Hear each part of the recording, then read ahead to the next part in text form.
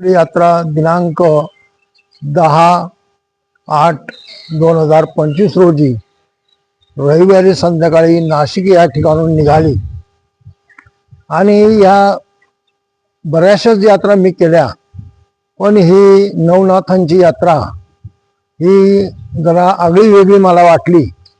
आणि ह्या यात्रेमध्ये आपलं नवनाथांची 9 ठिकाणं कुठे आहे हे मला स्वप्नातही माहीत नव्हतं आणि त्यांची जाणीव मला या यात्रेमधून मला मिळाली। आणि ही यात्रा करताना कोणत्याही प्रकारच्या अडीअडचणी आल्या नाही, कोणत्याही प्रकारचे आजार दुःख कोणालाही मिळाले नाही आणि या यात्रेतून एक आनंद उत्साह भरभराटी या ठिकाणी सगळ्यांना प्राप्त झाली, त्यातून मलाही मिळाली।